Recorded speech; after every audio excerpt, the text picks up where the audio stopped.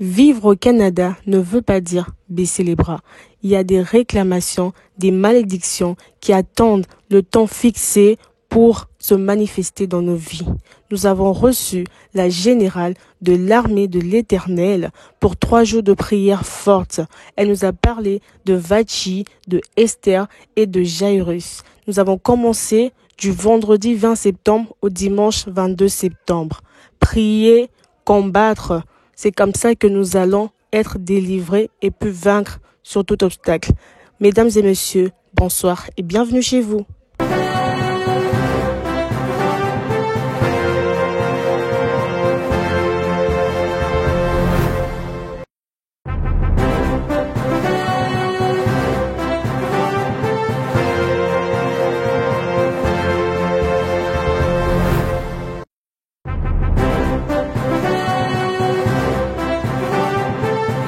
Le vendredi 20 septembre, Déborah Mampouya, la caméra woman et la journaliste de CVV Sherbrooke, s'est rendue à l'hôtel avec Maman Émile, chef de mission, pour accueillir la générale de l'armée de l'Éternel.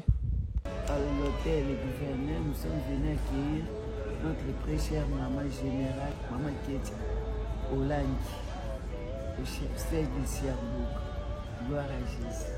La générale de l'armée de l'Éternel était accompagnée de 2 missionnaires du siège de Montréal. Il s'agit donc de Maman Déborah et de Papa Dédé.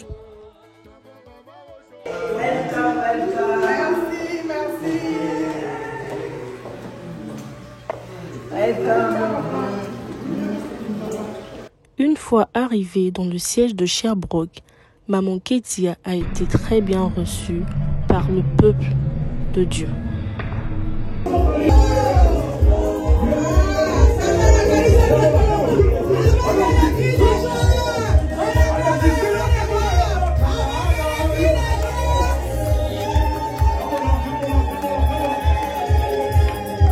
Toujours combattu, mais jamais abattu. Le diable a voulu dérouter sa servante de son chemin pour Sherbrooke, mais par la grâce de Dieu, elle est arrivée à bon port. La route pour arriver ici à Sherbrooke, les GPS nous détournent les chemins. Mais on a dit Toboko Makaka. Oh, Toboko Makaka. Le thème de ces 3 journées de prière était briser les lois établies de ces 3 journées de prière, briser les lois établies de nos familles. Oh, je pensais que j'allais crier Amen très fort. Le Seigneur m'a mandaté de venir briser les lois.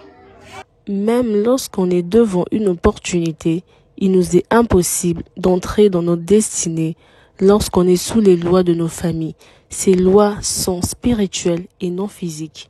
Vous savez, les lois sont spirituelles. Ce ne sont pas des lois physiques. Quand tu es sous une loi spirituelle, même si tu es devant une opportunité, tu ne pourras pas saisir l'opportunité. Pourquoi? Parce que la loi spirituelle t'empêche d'entrer dans ta destinée. Mais ce soir, Dieu te dit, le Fils de l'homme est apparu pour détruire les lois spirituelles de nos familles.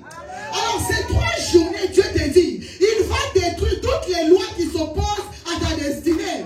Si tu cries très fort Amen, ce soir ces lois sont brisées au nom de Jésus. Tu ne vivras plus sur les lois sataniques. Tu ne vivras plus sur les lois du célibat. Tu ne vivras plus sur les lois de la sorcellerie. Tu ne vivras plus sur les lois du malheur. Oh, tu ne mourras pas, tu vivras. Et tu vas raconter les œuvres de l'Éternel. Lorsqu'on vit sous une loi et lorsque ces lois sont écrites ou prononcées dans nos familles, tant que ces lois ne s'accomplissent pas dans nos vies, les sorciers et les gardiens de nos vies ne nous laisseront pas tranquilles. C'est à nous de prier, de chercher la face de Dieu. C'est comme ça qu'on aura la délivrance. Et c'est ainsi que ces lois nous quitteront. Ici, tout est régi par les lois. Tu ne peux rien faire. Tu dois te référer aux lois. C'est la même chose dans le monde spirituel. S'il y a des lois qui ont été écrites contre vous, si ta vie n'est pas référée à ces lois-là, on ne te laissera pas tranquille. Ça veut dire les sorciers, les gardiens des lois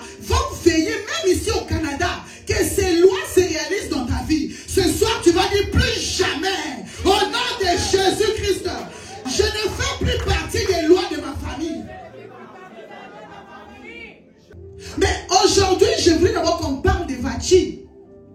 Parce que beaucoup, quand on nous prêche, on nous a dit que la reine Esther a pris la place de Vachi. Oui.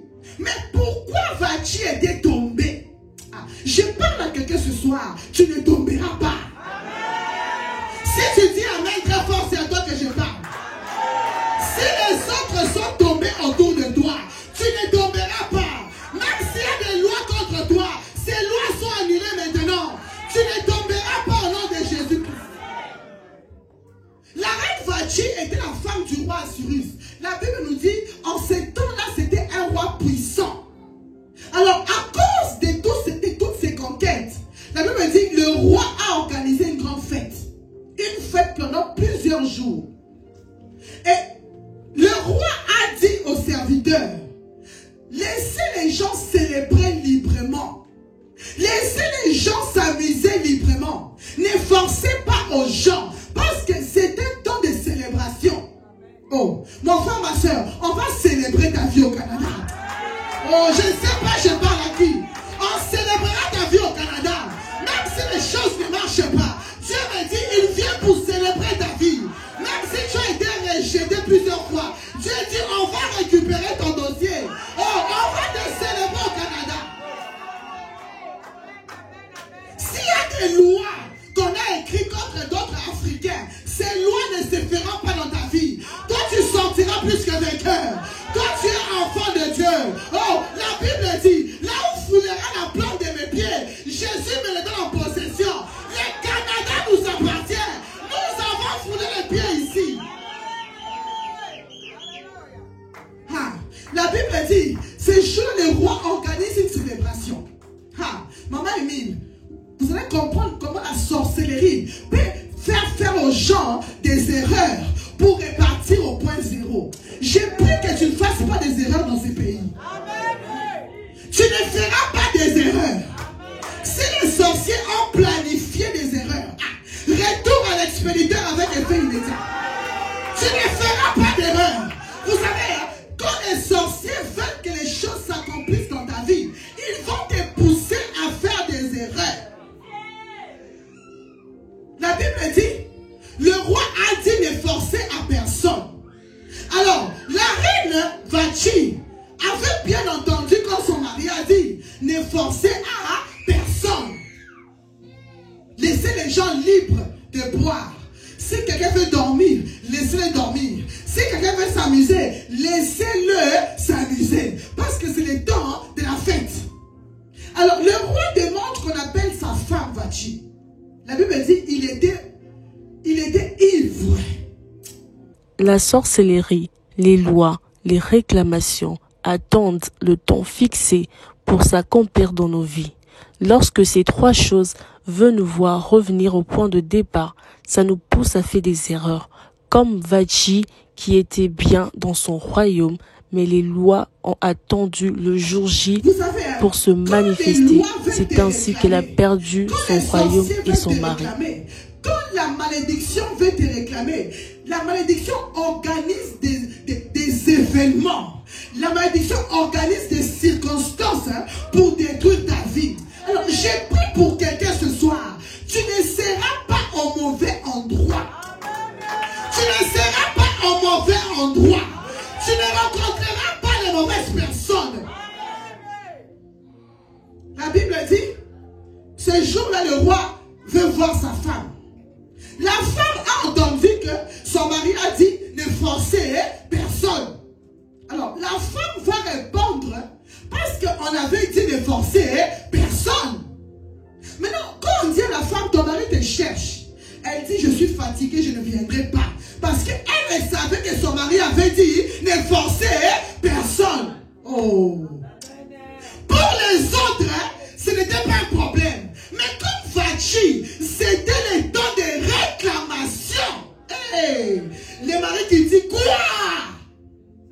Quelle est cette loi qui prépare ou qui prévoit les erreurs que ma femme vient de faire? En d'autres termes, il y avait déjà une loi qui attendait le moment opportun pour enlever Vachi de son royaume. Je parle à quelqu'un ce soir. Personne ne prendra ta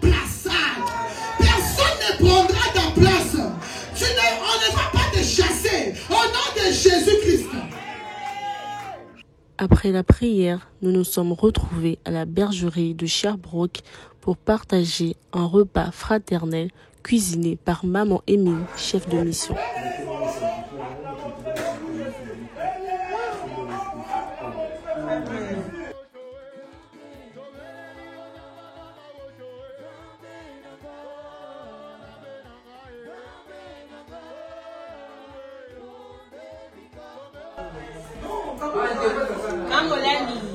La réclamation n'a pas besoin du visa ni de passeport. Ça ne regarde pas le nom Mambote ou Olangi. Lorsqu'elle est fixée, elle s'accomplit. Quand la réclamation arrive, ça ne regarde pas les passeports canadiens, mais ça cherche les noms Mambote, ça cherche les noms Olangi. Laisse les gens t'insulter, laisse les gens t'humilier. Devant chaque combat, il y a une grande victoire. Lorsque ton combat est grand, lorsque ton humiliation est publique, sache que Jésus-Christ prépare ton élévation qui sera encore plus grande que ton humiliation. Bien-aimés, ne comparons pas nos combats à celui du prochain. Ton combat n'est pas le combat de ta voisine. Amen. Ta voisine peut avoir un minimum de combats. Mais il y a d'autres personnes comme nous. Les familles, on nous a condamnés plus. Tu n'as pas droit à la distraction. Tu n'as pas droit aux amis. Pourquoi? Parce que les combats ne sont pas les mêmes. Mais je parle à quelqu'un ce soir. Si ton combat est grand, c'est parce que ta victoire aussi est grande. Nous avons fait des prières de combat et de renoncement pendant et après la prédication. Contre tous les députés des ténèbres, qui veillent aux lois de ma famille, pour me détruire, pour m'anéantir, au nom de Jésus, en battant les mains, comment ça détruire? Les députés des ténèbres, les élus, les gardiens de loi,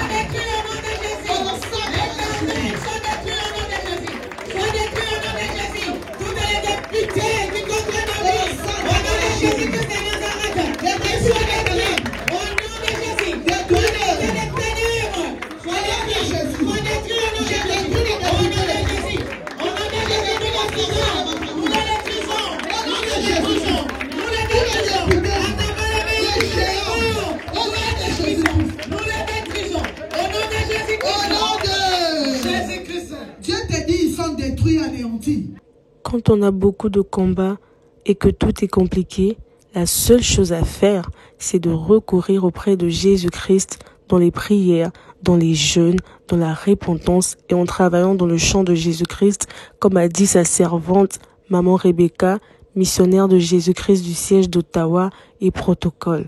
Son désir était de se marier vierge.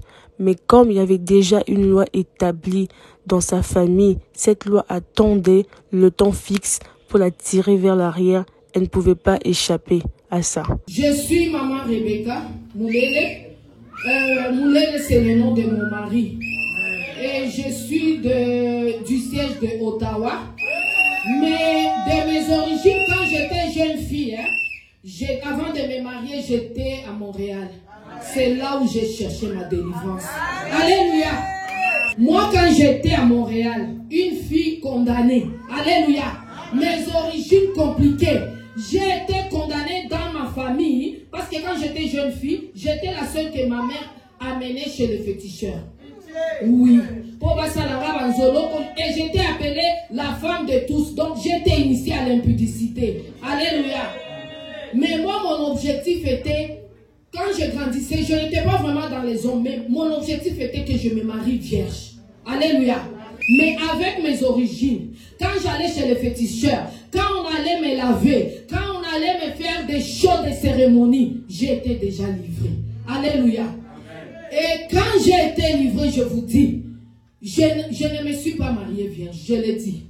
Parce que les jours où j'avais fait l'école primaire, secondaire, j'ai même fini l'université.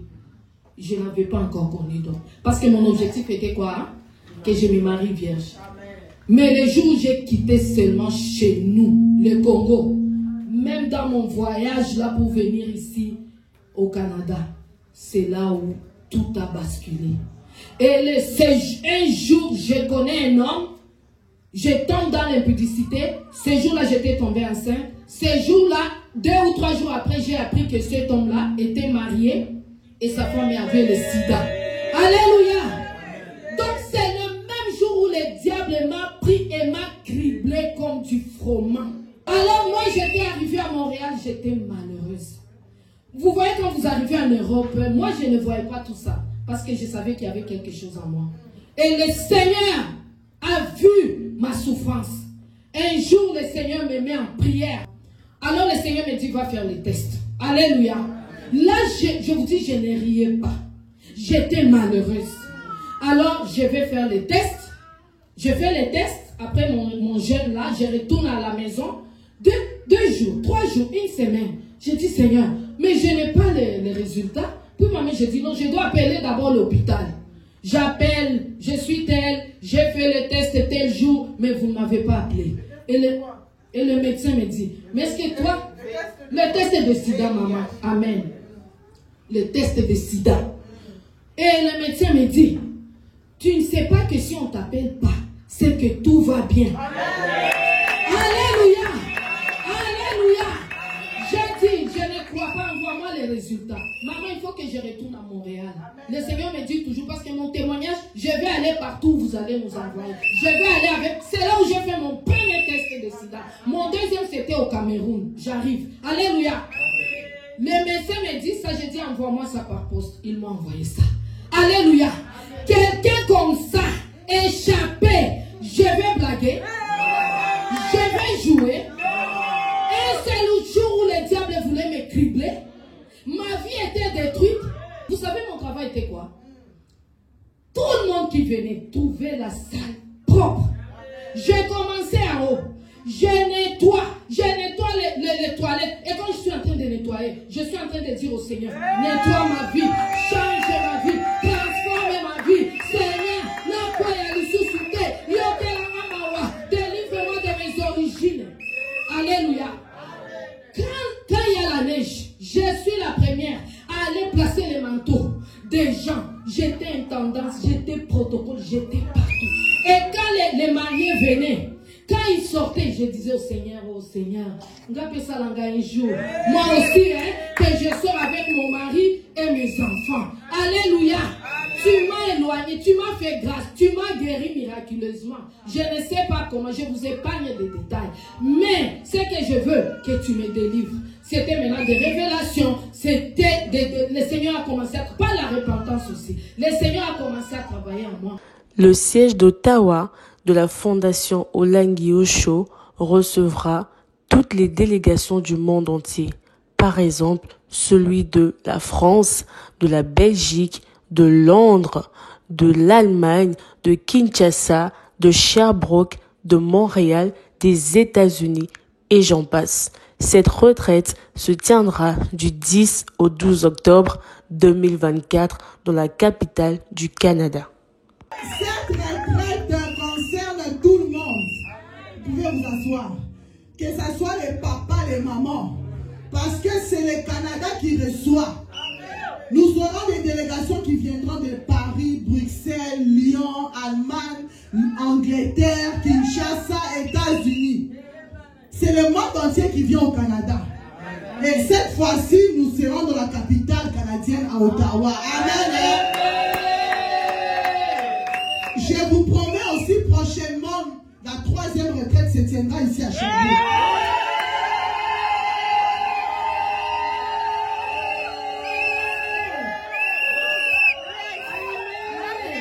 Maman Chantal, après Ottawa, l'année prochaine, on va reprendre les activités après le mois de janvier. Au mois de février, nous serons ici à Sherbrooke. Là, nous sommes à notre 2e retraite Canada et la 3e retraite, le chiffre 3. La résurrection, nous serons au siège de Sherbrooke. Amen. C'est pourquoi je veux encourager tout le monde à être là. Même si tu as un bébé, viens à Ottawa. La retraite, pense, c'est un long week-end. C'est la journée d'action des grâces ici au Canada. Amen. Alors prends tes vacances pour ces dates-là du 10 au 12 octobre. Amen. Et le 13, on va clôturer l'adoration. Et le lundi, comme c'est un week-end, c'est férié, vous allez revenir le lundi. Amen. Donc je veux que tous les sièges de Sherbrooke, vous devez bouger là-bas. Parce que Ottawa va là la Pongi Mingi. Ottawa va là la Pongi. Alors, moi je compte sur le siège de Sherbrooke pour venir bouger Ottawa. Amen. Maman Emile, s'il faut louer des bus, louer des bus, emmène tout le monde à Ottawa. Venez à Ottawa, nous voulons bouger Ottawa. Amen. On ne veut pas avoir honte devant les gens de Paris. Parce qu'à Paris, maman Chantal connaît, à Paris, ils sont chauds. À Bruxelles, ils sont chauds. Alors, ils viennent observer le Canada. Alors, je sais que Sherbrooke fera quelque chose. Amen. Donc, du 10 au 12 octobre, à Ottawa, deuxième retraite internationale des femmes pleureuses. Amen.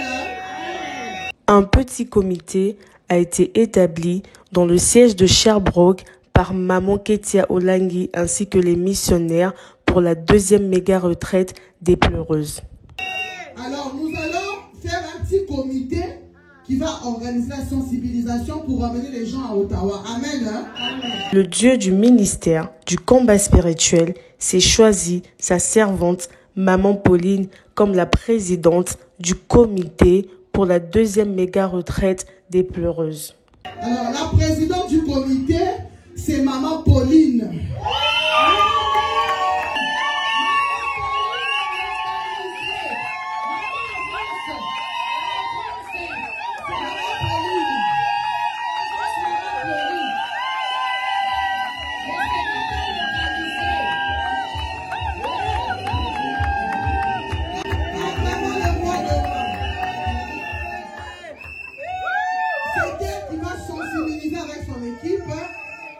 La trésorière, c'est Maman Marie Elonga.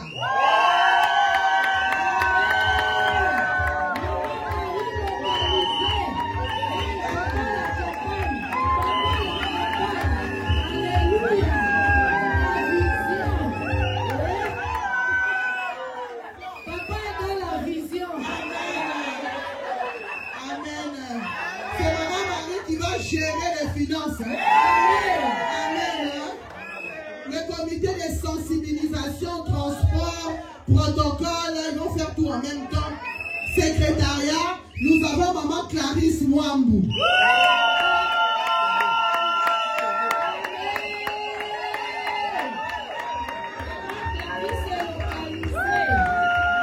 Amen. Et toujours dans la sensibilisation, secrétariat, transport, protocole, social, l'adjointe, nous avons Maman Élisée.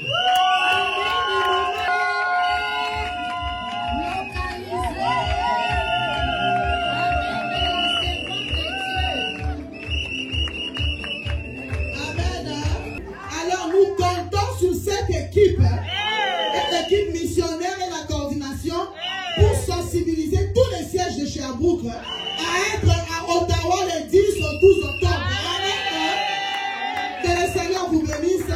Pour les conditions de voyage, vous allez voir Maman Chantal en privé. Elle va vous donner toutes les conditions qu'il faut pour participer à cette retraite. Mais chaque dimanche et dans les chaînes de prière, dans les activités, vous devez faire la sensibilisation pour que tout le monde contribue, en fait que tout se passe très bien à Ottawa. Amen. Je vais prier pour vous. Seigneur, je te dis merci pour tes serviteurs et tes servantes, Seigneur, qui ont été choisis pour pouvoir, Père éternel, emmener le comité et toute la délégation, Seigneur, à Ottawa. Seigneur, il n'y a que toi qui nous choisis. Seigneur, que tu puisses les remplir d'une onction spéciale, afin, Père éternel, d'emmener la grande délégation qui viendra nous soutenir à Ottawa. Je bénis cette équipe. Je sais que ce sera une équipe extraordinaire. Je sais que tu vas les utiliser puissamment. Et l'onction d'organisation que tu as mis dans la vie de Maman Olangi s'est transmise dans leur vie au nom de Jésus. Je bénis leur vie au nom de Jésus-Christ. Amen. Amen. Félicitations, félicitations.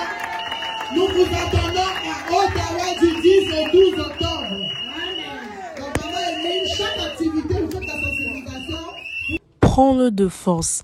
C'était le thème donné ce dimanche 22 septembre par notre berger sentinelle, Papa Alain Gabriel Olangui depuis Kinshasa. Ici, nous voyons 4 catégories. Nous avons la première catégorie qui est Jairus, qui avait une fille de 12 ans qui était malade et qui est morte. La deuxième catégorie, c'était la femme à la perte de sang pendant 12 ans. La troisième catégorie, c'était la foule. Et la quatrième catégorie, c'était les disciples. Luc, chapitre 8, le verset 40 jusqu'au verset 56. Ici, nous voyons l'histoire de 2 personnes. Il y a Jairus et il y a la femme qui avait l'hémorragie pendant 12 ans. Mais il y a aussi une autre catégorie de personnes. Donc la première catégorie, c'est Jairus. La deuxième catégorie, c'est la femme qui avait l'hémorragie. La troisième catégorie, c'est la foule. Et la cinquième catégorie, c'est les disciples. Un homme appelé Jairus arrêta le parcours de Jésus-Christ parce que sa fille de 12 ans était malade. Malgré que les disciples lui ont dit de laisser Jésus-Christ parce que sa fille était morte, il n'a pas perdu la foi. Parce qu'il savait celui avec qui il marchait. Il savait que Jésus-Christ guérissait les malades. Il savait qu'il ressuscitait les morts. Jairus ne s'est pas inquiété. Il avait la foi. La première catégorie, c'est la foule qui suit Jésus. La foule suit Jésus sans ambition, sans objectif. Comme on dit en lingala loyenge. Ils ont entendu parler, ils suivent Jésus sans ambition. Maintenant, il y a quelqu'un qui a la deuxième catégorie. Cette personne a vu la foule, mais il s'est dit en lui-même, même s'il y a la foule autour de Jésus, moi je vais arrêter le parcours de Jésus. Je parle à quelqu'un ce soir. Tu es le Jairus de ta famille. C'est toi qui vas arrêter le parcours de Jésus. Vous savez, la deuxième catégorie, ce sont des gens qui se démarquent pour se faire remarquer par Dieu. Dans la foule, on ne va pas te voir. Dans la foule, ton histoire va finir. Mais quand tu te démarques, tout le monde va te remarquer. Je prophétise sur toi ce soir. Que le Seigneur te fasse remarquer au Canada. Si tu cries amen très fort, c'est ton histoire. Que le Seigneur te fasse remarquer. La deuxième catégorie, c'est faire remarquer parce qu'il se démarque. Comment tu te démarques? Ta façon de prier, ta façon de servir Dieu, ta façon de servir les serviteurs de Dieu, ta façon de venir à l'église, ta façon d'aider les gens en société, ta façon de travailler au travail. Ton chef va te remarquer. Mais si tu fais les choses comme tout le monde, tu ne seras pas remarqué. C'est pourquoi vous voyez dans les compagnies, chaque année, on nomme le meilleur employé. On remet des brevets au meilleur de l'année. Pourquoi? Parce que malgré que nous tous nous travaillons, ma façon de travailler est différente. Ma façon de faire les choses c'est différent. Alors mon nom sera toujours cité parmi les meilleurs. Je parle à quelqu'un ce soir. Ton nom sera cité parmi les meilleurs au Canada. Ton nom sera cité parmi les meilleurs au travail. Quand on va vouloir donner des primes aux gens, tu seras cité parmi ces personnes. C'est démarqué de la foule. Jairus, pendant qu'il marchait, Jairus a dit, mais cet homme-là, je dois l'arrêter sur mon parcours. Même s'il y a la foule autour de lui, je veux arrêter les temps. Vous savez, pour arrêter les temps, tu dois prendre ça par force. Je prophétise que même si Jésus marchait avec les autres, il va s'arrêter pour ton cas. Si c'est à toi que je parle, reçois au nom de Jésus-Christ. Cette catégorie de Jairus, ce n'est pas donné à tout le monde. C'est pour pourquoi vous voyez aujourd'hui, pour faire sortir ta tête, il y a toujours des combats. Pour pouvoir se démarquer, il y a toujours des combats. Ah, il est monté, il a arrêté Dieu. Ah, maman, il a arrêté Dieu parmi des milliers. Dieu s'arrête. Il dit, Père, ma fille est malade à la maison. Je veux que tu laisses tous ces mondes-là pour venir. Ah! Amen! Imagine-toi, tu sais qu'il y a Trudeau. Tu dis, Excellence Trudeau, abandonne tout le monde, viens d'abord chez moi à la maison. Amen. Ah. Je parle à quelqu'un ce soir. Le siège de Sherbrooke, vous êtes spécial. Pourquoi? Vous avez arrêté Jésus à marcher. Jésus est ce soir ici à Sherbrooke. Si tu reçois cela, tu verras la gloire de Dieu. Jésus est ici dans ce siège. Jésus est dans cette salle. Jésus s'arrête au siège de Sherbrooke. Arrêtez Jésus. Il dit, ma fille est malade. Je veux que tu viennes à la maison. Jésus partait à gauche. Jésus a changé de direction pour aller où? À droite. Qui peut arrêter le parcours de Jésus? Ce sont des gens qui se démarquent dans ta façon de fonctionner. Même quand les monde se moquent de toi, tu t'élèves toujours. Même quand tu es rejeté, tu es toujours debout. Même si tu as échoué 20 fois, tu es toujours debout.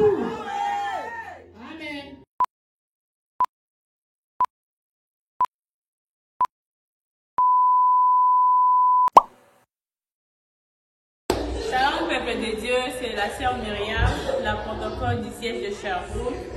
Nous remercions le Seigneur parce qu'il nous a fait grâce. Grâce parce que nous avons reçu la maman générale, maman Ketia Olangi, qui est ici avec nous pendant 3 jours. Aujourd'hui, c'est le dernier jour. Et pendant sa présence ici, elle nous a dit de briser les lois de nos familles. Ces lois ne regardent pas ta position. Les lois de nos familles ne regardent pas ta richesse. Les lois de nos familles ne regardent pas le Canada. Ça vient au moment où ça devrait arriver. Voilà pourquoi avec la servante de Dieu, nous avons brisé, renoncé. Nous sommes sortis des condamnations de nos familles. Et nous sommes bénis de l'avoir ici avec nous. Nous espérons qu'elle va encore revenir pour nous bénir. Et c'est là au nom du Seigneur Jésus-Christ. Que Dieu vous bénisse. Bonsoir, moi c'est la sœur Esther du siège de Sherbrooke. Vraiment, nous bénissons le Seigneur pour les proches de prière que nous avons eues avec maman Ketia. Vraiment, elle nous a bénis et le thème c'était briser les lois de nos familles. Nous avons brisé toutes les lois de nos familles qui nous réclamaient. Nous avons arraché tout ce qui nous appartient. Nous bénissons le Seigneur pour sa présence en ces lieux et que Dieu soit glorifié. Alléluia, peuple de Dieu. Je réponds au nom de Déborah, mon prière du siège de Sherbrooke au Canada. Nous bénissons le Seigneur parce qu'on a eu 3 jours de prière intense. Donc c'était un séminaire qui a été dirigé par la générale de l'armée de l'Éternel, maman Ketia Olangi. Elle est venue nous prêcher et le thème était briser les lois de nos familles, les lois qui nous réclament, les lois qui attendent que le temps soit fixé pour commencer à nous tirer. Donc nous avons renoncé, nous avons prié et Dieu nous a délivrés, nous sommes sortis des prisons. Que Dieu vous bénisse. Shalom, shalom, peuple de Dieu. Je m'appelle Maman Pauline, du siège de Sherbrooke au Canada. Vraiment, nous sommes bénis à Sherbrooke. L'arrivée de Maman Ketia Olangi, la générale, nous a fait du bien à Sherbrooke. Vraiment, elle nous a parlé durant ces 3 jours de prière forte. Vraiment, ça nous a fait du bien. Moi, personnellement, j'ai compris que je devais briser la loi de ma famille. Les calendriers, les testaments, les documents, là où moi, j'ai été condamné. Vraiment, je ne sais pas comment dire, vraiment que Dieu vous bénisse. Shalom, shalom, peuple de Dieu. Je m'appelle Maman Lizzie, chef de Sherbrooke au Canada. Je bénis l'Éternel de ce qu'on a vécu. On a été bénis cette semaine par un séminaire de 3 jours avec la générale Maman Ketia Olangi. Le thème était détruire les lois de tapis de nos familles. Donc vraiment, on était bénis. On a fait les combats pour détruire les lois de tapis de nos familles, les lois qui nous bloquaient, les lois qui bloquaient les bénédictions. On les a détruits. Et aujourd'hui, dimanche, prends-les par force. On est là pour prendre nos bénédictions par force. Au nom puissant de Jésus-Christ de Nazareth, et que Dieu nous bénisse. Alléluia, peuple de Dieu. C'est maman Clarisse du siège de Sherbrooke. Dieu nous a fait grâce et nous a envoyé sa servante, générale Ketia, qui a mis des séminaires, c'était depuis le vendredi, le samedi et aujourd'hui le dimanche. Et alors, il nous parle concernant le lot de nos familles, comment briser le lot des condamnations de nos familles. Vraiment, c'est seulement dans la prière, tout en prenant conscience de nos problèmes, qu'on peut arriver à briser le lot et les condamnations de nos familles. Parce que c'est ces lois-là qui nous condamnent. Malgré que nous sommes au Canada, les lois nous réclament. Dans des villages, on est en train de citer les noms qui sont en train de nous réclamer nuit et jour. Et aujourd'hui, Jésus-Christ a envoyé sa parole pour nous dire qu'on est capable, on est en mesure de sortir de ce lot, de ces condamnations, mais c'est seulement tout en prenant conscience de nos problèmes et c'est dans la prière qu'on peut être en mesure de sortir de ces lois et de ces condamnations. Nous sommes vraiment bénis au nom de Jésus-Christ. Amen. Alléluia, peuple de Dieu, je suis Nyanké Azané Joseph, du siège de Sherbrooke, ministère chrétien du combat spirituel. Je voudrais d'abord dire merci à Dieu pour l'avenir de Maman Ketia, la générale, qui est venue nous visiter. Parce qu'on va le dire, ce n'est pas une surprise. On s'attendait plus ou moins à elle. Elle est venue vendredi, elle nous a bénis, elle nous a enseigné. Samedi encore, elle était là pour nous parler comment est-ce que nous devons récupérer notre gloire. Et vraiment, pendant ces 2 jours, même 3e journée aujourd'hui, elle nous a beaucoup bénis. Et je voulais vraiment la remercier. Je te dis merci parce que tu es parti avec nous à la prière, tu viens de rentrer avec nous. Et ta main puissante, Seigneur, soit avec nous, Seigneur. Nous défaisons tout ce qui n'est pas de toi, tout ce qui n'est pas de l'esprit de poursuite, de filature. Tout ce qui n'est pas de toi, papa, qui nous a poursuivre de la salle. Mais les présents sur nos enfants, nous les détruisons au nom de Jésus. Merci pour ta présence. Et nous qui allons rentrer à Ottawa, que ton sang couvre notre parcours et que ton esprit soit content de toutes choses. Au nom de Jésus. En tout cas, le siège du Sherbrooke, merci pour l'accueil. Que Dieu vous bénisse. Donc, je vais prendre le chemin parce qu'il y a des moments qui vont travailler demain. En tout cas, soyez bénis. Maman présidente, j'attends la délégation à la retraite. Mais je vais encore revenir. Je reviens comme vous êtes mon candidat. Merci. Seigneur, Dieu Tout-Puissant, Père de Dieu, nous te bénissons, nous te disons merci. Et nous te présentons tous ces papes encore que tu te bénisses. Bénis toutes les gens qui se sont trempés dans le feu pour préparer ces repas. Bénis cette provenance. Nous sanctifions tous ces repas par l'enfant. Toi, le Dieu de la multiplication, multiplie ces repas, afin que tout le monde soit servi. Au nom de Jésus-Christ. Amen. Amen.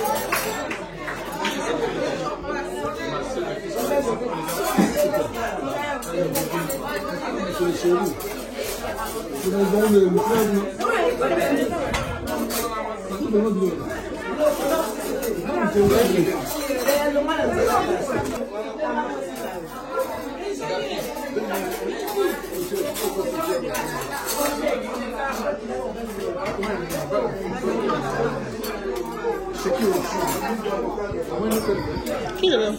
C'est toi?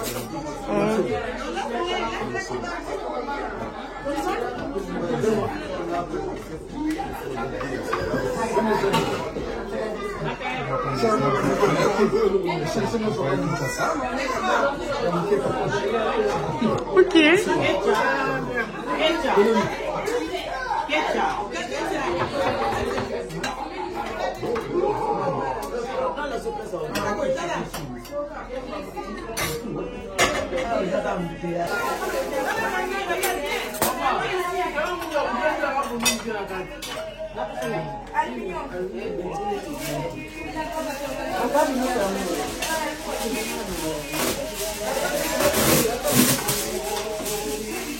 Qu'est-ce qu'il y a?